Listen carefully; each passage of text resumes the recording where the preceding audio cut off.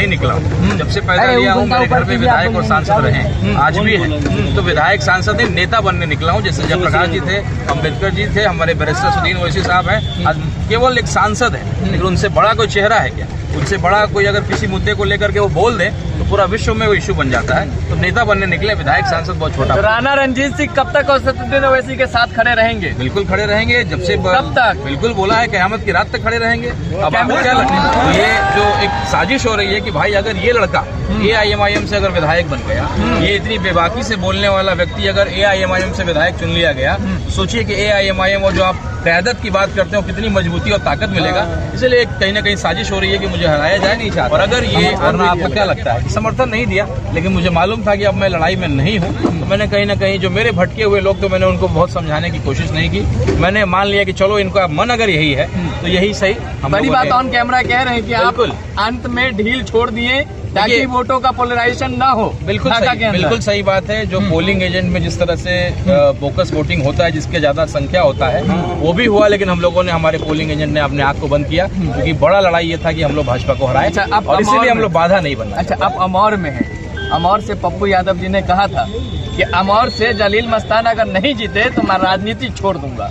आप अमौर में हैं, क्या कहेंगे? देखिए पप्पू यादव जी क्या कहते हैं और क्या मानते हैं और क्या, ये कोई नई बात नहीं है। मुझे याद है एक बार मैं इंटरव्यू देख रहा था दिल्ली में, ऑड इवन गाड़ी का। पीछे हो जाइए, यूपी जाइए तो यूपी के तो और चाहने वाले लोग गया था, सब रो रहे थे। ऊपर वाले ने कुछ बड़ा रखा है, छोटे में ऊपर वाले ने कुछ बड़ा रखा हुआ है। हम लोग सीमांचल में हैं और सीमांचल में असदुद्दीन ओवैसी 2 दिनों के दौरा पर है। इजहार तशक्कुर अदा करने आए हैं, यानी आभार व्यक्त करने आए हैं।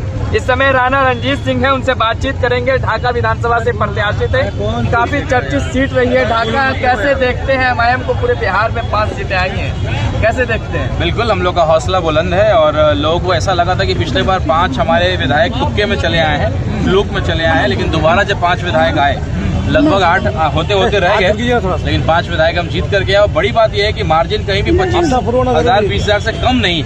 ये बड़ी बात है। ये दिखाता है अपने आप में कि लोग किस तरीके से, एक इलाके के लोग अब समझ गए हैं कि आने वाला विकल्प हमारा क्या है। और जैसा हमारे राष्ट्रीय अध्यक्ष बैरिस्टर सुदीन ओवैसी साहब ने कहा है कि सीमांचल ने मान लिया, पूरे बिहार को अगले चुनाव में बता देना है कि AIMIM ही आने वाला भविष्य है। आने वाला जो आपके सभी समस्याओं का समाधान का नाम अगर है तो AIMIM। अरे कह रहे हैं आप लोगों ने फायदा पहुंचाया है बीजेपी को, आपकी वजह से जितना एग्रेसिव होकर के आप लोगों ने चुनाव लड़ा है, उतना ही एग्रेसिव होकर के बीजेपी के पास वोट गया है। तो डंका बजा करके, ढोल बजा करके, चिट्ठी लिख करके 6 सीट तो मांगा था। तो गलती किसकी है? हमारी गलती है। आपसे मात्र 6 सीट मांगा, हमारा बड़प्पन देखिए। कोई डिप्टी CM मांग रहा था, कोई आपसे 60 सीट मांग रहा था, तो मात्र 6 सीट मांगा। डंका पीटा, ढोल पीटा, चिट्ठी लिखा। तो गलती किसकी है? आप बताइए। हमारी गलती है। हमारा जितना हक है, हमारे जितना अधिकार है, उतना ही तो मांग रहे हैं, लेकिन वो गलती आपकी है। अच्छा ये बताइए कि 12 सीटों पे जो फ्रेंडली फाइट आप लोगों ने किया, वो किसकी गलती है? ये मजाक चल रहा है क्या? भाजपा जैसे बड़े महागठबंधन आप बनाए हैं और आपको NDA जैसे पहाड़ को तोड़ना है और आप फ्रेंडली फाइट खेल रहे हैं। ये गुड्डा गुड्डी का खेल है क्या? 12 सीटों पे आप एक दूसरे से लड़ रहे हैं, तो अपने गिरेबान में झांकिए और परिवार को संभालिए, नहीं तो ये जो 25 पे आए मामला 5 पे चलाएगा और MIM जो है अगला भविष्य है। अच्छा, लेकिन चूंकि कह रहे हैं कि असदुद्दीन ओवैसी को गठबंधन में लेने की जब बात होती है तो तेजस्वी यादव सीधे तौर पे कहते हैं कि एक्सट्रीमिस्ट है। कैसे गठबंधन में ले सकते हैं? ऐसा है कि आज महागठबंधन और खास करके RJD वालों के पास मुसलमान का वोट छोड़ करके कोई दूसरा वोट नहीं है, जान लीजिए इस बात।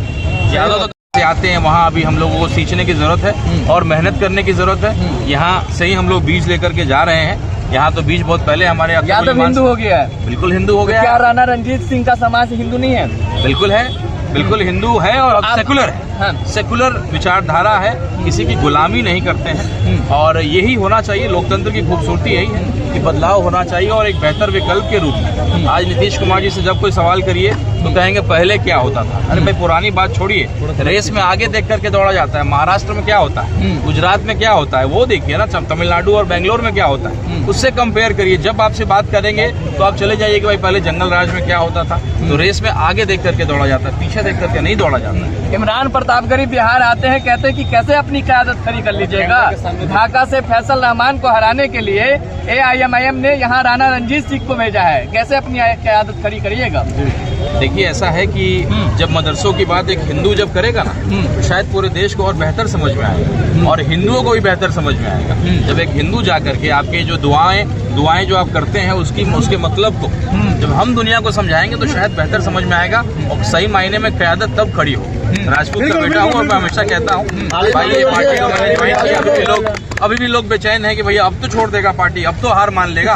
2 बार बेइज्जत हो गया, लोकसभा का चुनाव में बेइज्जत हुआ, विधानसभा में बेइज्जत हुआ, क्योंकि मेरी लड़ाई बहुत लंबी लड़ाई। आपके भाई साहब पे आवाज उठाई जाती है, कहते हैं उनके भाई साहब बीजेपी में है, इनका भी भविष्य बीजेपी में ही रहेगा। देखिए, मेरे भाई साहब विधायक हैं और राणा रणजीत सिंह एक नेता है। विधायक और नेता में बहुत फर्क होता है। मैं विधायक और सांसद बनने नहीं निकला हूँ, जब से पैदा लिया हूँ मेरे घर में विधायक और सांसद रहे, आज भी है। तो विधायक सांसद नहीं, नेता बनने निकला हूँ। जैसे जयप्रकाश जी थे, अम्बेडकर जी थे, हमारे बैरिस्टर सुदीन ओवैसी साहब हैं, आज केवल एक सांसद है, लेकिन उनसे बड़ा कोई चेहरा है क्या? उनसे बड़ा कोई अगर किसी मुद्दे को लेकर के वो बोल दे तो पूरा विश्व में वो इशू बन जाता है। तो नेता बनने निकले, विधायक सांसद बहुत छोटा। तो राणा रणजीत सिंह कब तक असदुद्दीन ओवैसी के साथ खड़े रहेंगे? बिल्कुल खड़े रहेंगे, जब से कब तक? बिल्कुल बोला है, क़यामत की रात तक खड़े रहेंगे। अब आपको क्या लगता है? कह रहा हूँ लोकसभा में मेरे पिताजी सांसद रहे, मेरे पिताजी 20 साल मंत्री रहे, मेरे भाई साहब विधायक हैं, लेकिन मैं मात्र 5000 वोट ला पाता हूँ। मैं मात्र लोकसभा लड़ता हूँ तो 11000 वोट ला पाता हूँ। तो ये जो एक साजिश हो रही है कि भाई अगर ये लड़का AIMIM से अगर विधायक बन गया, ये इतनी बेबाकी से बोलने वाला व्यक्ति अगर AIMIM से विधायक चुन लिया गया, सोचिए कि AIMIM और जो आप क़यादत की बात करते हो कितनी मजबूती और ताकत मिलेगा। इसलिए कहीं ना कहीं साजिश हो रही है कि मुझे हराया जाए, और अगर ये आदमी थक करके पार्टी छोड़ दे और ओवैसी साहब का हाथ छोड़ दे। लेकिन हम लोग राजपूत समाज से आते हैं, कहावत है कि प्राण जाए पर वचन न जाए, और ये वचन हम लोगों ने दिया। आपके विधानसभा में महज 178 वोटों से फैसल रहमान की जीत हुई है। अगर मान लिया जाए वहाँ पर फैसल रहमान कम आंकड़ों से हार जाते हैं तो यही कहा जाता है कि AIMIM ने क़यादत वहाँ पर कमजोर कर दिया है। देखिए, ऐसा है कि जानने वाले जानते हैं, मैं कहूँगा तो लोग कहेंगे कि ये है। हम लोग को समझ में आ गया, जब मेरे खुद के अपने लोग जो मेरे बहुत खास थे, थोड़े वो भी भटक गए। थोड़ा मुंबई के लोग हमारी ताकत थे, इनके कारखानों की मैं बात किया करता था, लेकिन जब वो घर लौटे तो कहीं ना कहीं उनको लगा कि शायद हमारे जिसके टाइटल में रहमान लगा हुआ है, खान लगा हुआ है, उसकी ज़रूरत ज़्यादा है ढाका में। मैंने उसको भी स्वीकार लिया। कई जगहों पे मेरे पोलिंग एजेंट ने आंख बंद कर लिया, वरना ये मात्र 178 का जो आंकड़ा है ना, ये आंकड़ा हो नहीं पाता। सच्चाई क्या है और कितने वोट्स कैसे कैसे हुए हैं, आप भी मैंने भी ढील छोड़ दिया। अंतिम में जब मैंने देखा कि भाजपा अगर जीत जाएगी, क्योंकि बड़ी लड़ाई भाजपा से, मैं ये नहीं चाहता था, वरना आपको क्या लगता है कि समर्थन नहीं दिया, लेकिन मुझे मालूम था कि अब मैं लड़ाई में नहीं हूँ। तो मैंने कहीं ना कहीं जो मेरे भटके हुए लोग, तो मैंने उनको बहुत समझाने की कोशिश नहीं की। मैंने मान लिया कि चलो इनका मन अगर यही है तो यही सही। बड़ी बात ऑन कैमरा कह रहे हैं कि आप अंत में ढील छोड़ दिए ताकि वोटों का पोलराइजेशन ना हो। बिल्कुल सही बात है। जो पोलिंग एजेंट में जिस तरह से बोकस वोटिंग होता है, जिसके ज्यादा संख्या होता है, वो भी हुआ, लेकिन हम लोगों ने, हमारे पोलिंग एजेंट ने अपने आंख को बंद किया, क्योंकि बड़ा लड़ाई ये था कि हम लोग भाजपा को हराए। अच्छा, और इसीलिए हम लोग बाधा नहीं बनना। अच्छा, आप अमौर में हैं, अमौर से पप्पू यादव जी ने कहा था कि अमौर से जलील मस्तान अगर नहीं जीते तो मैं राजनीति छोड़ दूंगा। आप अमौर में क्या कहेंगे? देखिए, पप्पू यादव जी क्या कहते हैं और क्या मानते हैं और क्या, ये कोई नई बात नहीं है। मुझे याद है एक बार मैं इंटरव्यू देख रहा था, दिल्ली में ऑड इवन गाड़ी का चल रहा था ना सिस्टम, तो ऑन कैमरा बोले कि मैं नहीं मानता ऑड और इवन वाले मामले को, और मैं इस गाड़ी में बैठूंगा, आज ये इवन है, ऑड का ये, तो भी हम लोग बैठेंगे। और थोड़ी देर बाद वो ऑटो जाकर गए, उन्होंने टैक्सी पकड़ लिया। तो पप्पू यादव जी क्या है, ये तो सीमांचल बेहतर जानता है। अरे क्या मांगेंगे, बच्चा दूध भात है उनका। हम लोग उनको मजाक में लेते हैं बहुत गंभीरता से। अच्छा, मजाक में लेते हैं आप? अरे फिर बहुत सारी बातें बोलेंगे, फिर कुछ बोलेंगे, उनको हम लोग ऐसे ही हंसी मजाक में लेते हैं। राणा जी, आपने बात कही थी कि कहीं ना कहीं ढाका के लोगों को ये एहसास हुआ कि राणा रणजीत है, राणा रहमान नहीं है। ये एहसास जब आपको हो रहा है, एक तकलीफदेह एहसास है, कब तक इस तकलीफ के साथ राजनीति करते रहेंगे? देखिए, समय लगेगा, कोई क्रांति एक दिन में नहीं लाया जा सकता है। और जिस तरीके से सीमांचल आज मजबूत हो गई है, सीमांचल ने AIMIM को पहचान लिया है, इसमें समय लगा। जब बैरिस्टर साहब डोर टू डोर गए, दरवाजे पे गए, एक एक दरवाजे गए, अख्तर उली मान साहब ने बहुत मेहनत की, तो राणा रंजीत ने भी शुरुआत की। वो दिन आएगा जब सीमांचल से ज़्यादा विधायक हमारे इलाके में होंगे। वो दिन आएगा, क्योंकि वहाँ का कैलकुलेशन थोड़ा सा अलग है, यहाँ का कैलकुलेशन थोड़ा अलग होता है। चुनावी जो गणित आप कहिए गुणा गणित, तो थोड़ा समय लगेगा। लेकिन अभी भी जैसे लोग डाउट करते हैं, जैसे आपने भी सवाल किया कि कब तक आप यहाँ साथ रहेंगे, तो ये एक न एक दिन लोगों को लगेगा कि भाई राणा रंजीत सिंह अब हमारा साथ नहीं छोड़ने वाला। जरूर एक बार नहीं, सबको यकीन होगा एक दिन वो भी आएगा। लोकसभा का चुनाव बहुत जल्द आने वाला है और 4 साल में ही दोबारा चुनाव होगा। 1 नेशन 1 इलेक्शन, बहुत लंबा समय तो है नहीं। और राजनीति में हम लोग हार मानने वाले नहीं है। नीतीश कुमार जी अपना 2 चुनाव हार गए थे और राजनीति से संन्यास लेने जा रहे थे, और आज 10वीं बार उन्होंने मुख्यमंत्री का शपथ लिया है। तो कई उदाहरण आपके सामने। नीतीश कुमार का गृह मंत्रालय आज पहली बार उनके हाथ से निकल गया है, सम्राट चौधरी के पास गया है। किस तरीके से इस चीज को देख रहे हैं? ये एक शुरुआत है कि नीतीश जी का पतन होने वाला है, नीतीश जी को मुख्यमंत्री पद से हटाया जाएगा। ये एक साजिश है, और जब ऐसी नौबत आएगी और भाजपा से हट करके अगर सरकार बनाने की नौबत आएगी, तो मुझे लगता है ये तो शीर्ष नेतृत्व का मेरे ख्याल से फैसला होगा।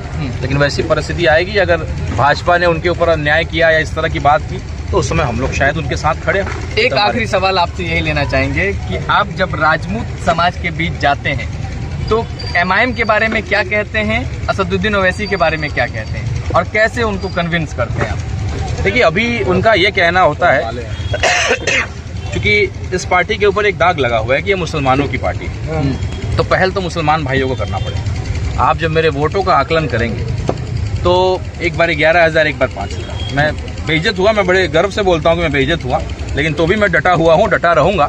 तो यही जब मेरे राजपूत भाई कहते हैं ये मुसलमान तो आपके साथ है ही नहीं, जिस दिन मुसलमान आपके साथ चले आएंगे हम भी आपके साथ चले आएंगे। तो पहले आपका खेल चल रहा है, लेकिन मुझे पूरा यकीन है अमौर का जो है ना, दही जब जम जाता है तो उसका जोरन लेकर के जाया जाता है और वहाँ दही जमाया जाता है। तो अमौर का जोरन मैं लेकर के जा रहा हूँ और अपने जो है चंपारण में और तिरहुत में अपने इलाके में दही को जमाने का काम करेंगे। एक जो पौधा जो लगाया था अख्तरुल ईमान साहब, बैरिस्टर असदुद्दीन ओवैसी साहब ने, उस पौधे को जो है हम लोग लगाएंगे, बीज को डाला है। निश्चित रूप से आने वाले समय में हम लोग खाद पानी डालेंगे तो एक मजबूत पेड़ बनेगा और जनता की सेवा और छांव के रूप में जो है जनता को देने का काम करेंगे। एक आखिरी सवाल है, आपके प्रिय मित्र हैं तेज प्रताप यादव, अक्सर मैंने आपका वीडियो देखा है। चुनाव में जिस तरह से उन्हें हार मिली है और पारिवारिक तौर पर पूरी तरीके से बिखरे हुए, टूटे हुए, कोई बातचीत हुई क्या?